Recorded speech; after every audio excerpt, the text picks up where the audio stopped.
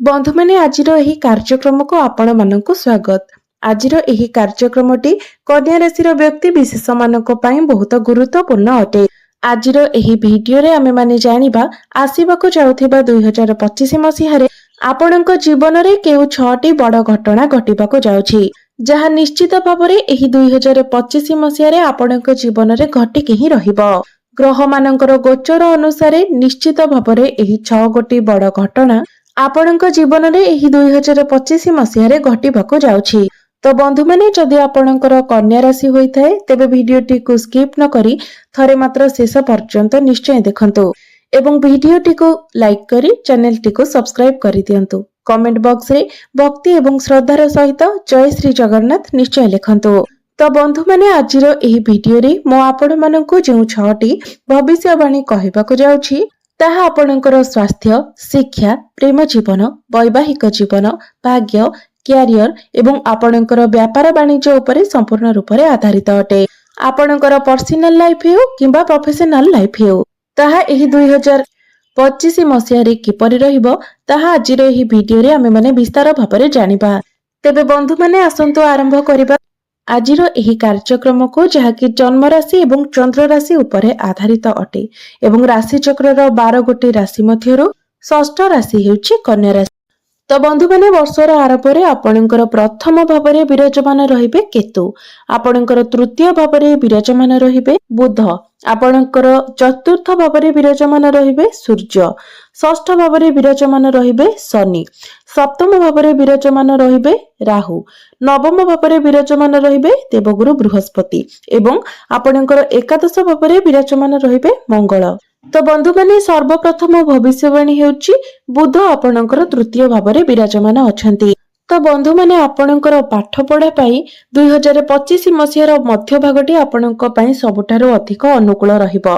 पाठ पढ़ा पाई आपण जे कोनोसी भी डिसिजन नेबे तो 2025 मसीहार मध्य भागरे आपण से सब किछि रे सक्सेस हेबे। जदि आपणकर कोनोसी एग्जाम रहिछि, आपण कोनोसी जगह रे एडमिशन हेबा पाई जाउछंती, किछि फॉर्म फिलअप करबा पाई चाहुछंती, तेबे एसबु आपणको 2025 रो मध्य भाग पूर्वरु करिनेबार अछि। कारण गुरु जे पर्यंत आपणकर नवम भावरे रहिबे तो गुरुंकर दृष्टि आपणकर पंचम भाव उपरे रहिबो, जाके बहुत शुभ दृष्टि अटे।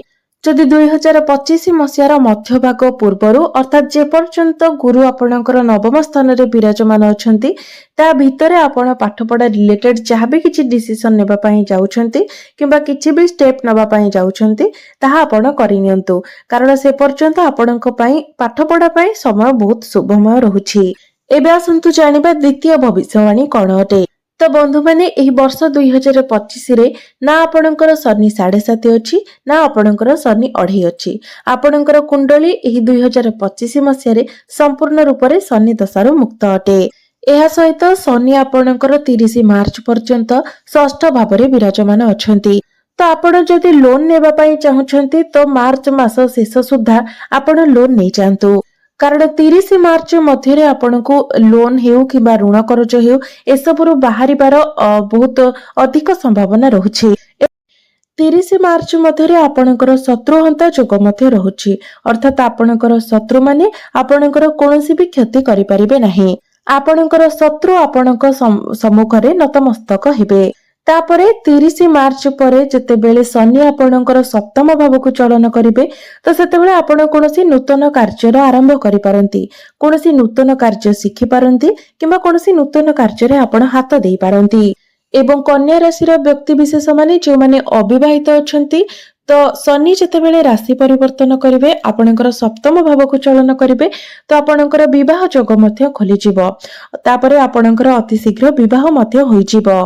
एहा सहित शनि जेतेबेले आपणकर सप्तम भावकु आसीबे तो शनिकर दृष्टि आपणकर प्रथम भाव उपरे पड़िबो, जहा फଳରେ आपणक मध्यरे जिद्दी स्वभाव देखा देबो। एवं जे माने पूर्वरु विवाहित अछंती तो सेमानकर वैवाहिक जीवन रे आर्गुमेंट मध्य देखा देबो। तो ए सबुर ध्यान आपणकु रखिबार अछि।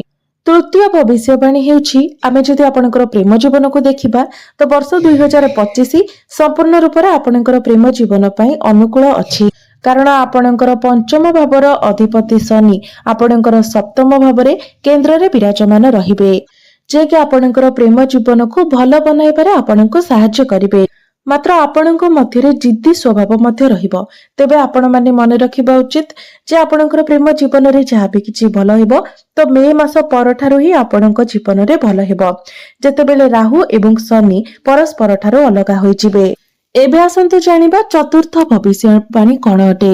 ତ 15 ମେ 2025 ବୃହସ୍ପତି ଆପଣଙ୍କର ଦଶମ ଭାବରେ ଗୋଚର କରିବେ।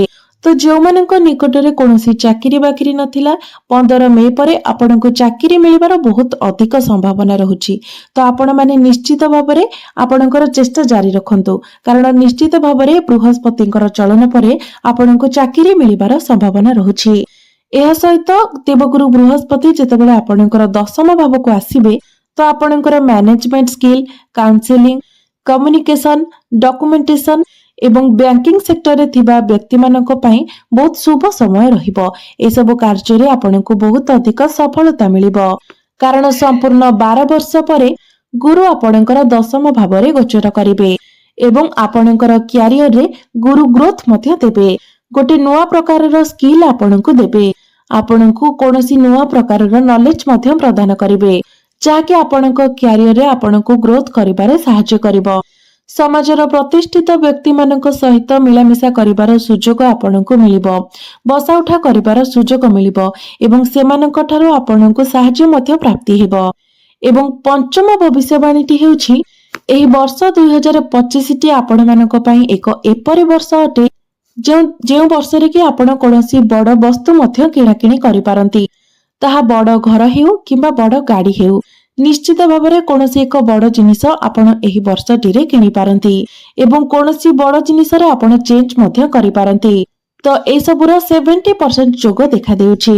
ଏହା ବ୍ୟତୀତ ଗୁରୁ ଯେତେବେଳେ ଆପଣଙ୍କର ଦଶମ ଭାବକୁ ଆସିବେ ତ ଗୁରୁଙ୍କର ଦୃଷ୍ଟି ଆପଣଙ୍କର ଚତୁର୍ଥ ଭାବ ଉପରେ ରହିବ, ଯାହା ଫଳରେ ଏହା ଆପଣଙ୍କର ମାଙ୍କ ପାଇଁ ଅଧିକ ଶୁଭ ଫଳ ପ୍ରଦାନ କରିବ।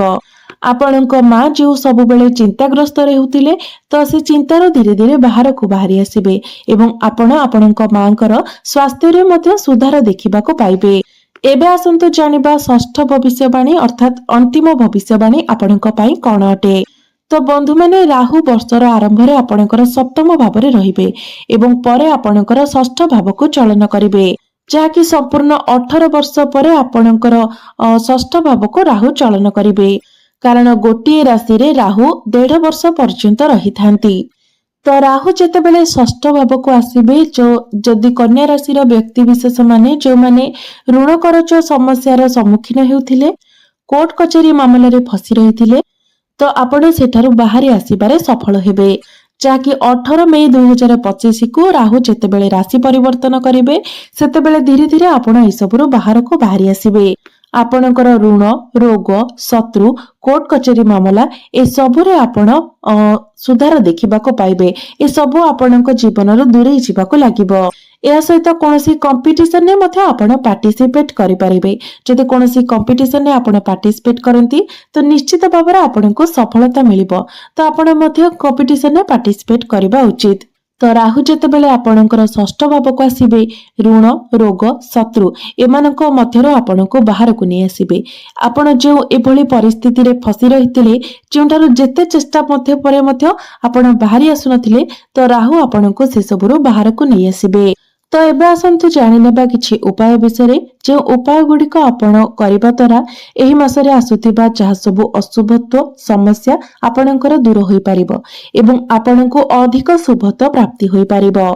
ତ ପ୍ରତ୍ୟେକ ଦିନ ଆପଣ ଶ୍ରୀ ଗଣେଶଙ୍କର ପୂଜାର୍ଚ୍ଚନା କରନ୍ତୁ ଏବଂ ପ୍ରତି ବୁଧବାର ଦିନ ଶ୍ରୀ ଗଣେଶଙ୍କୁ ଆପଣ ଦୁବ ଅର୍ପଣ କରନ୍ତୁ।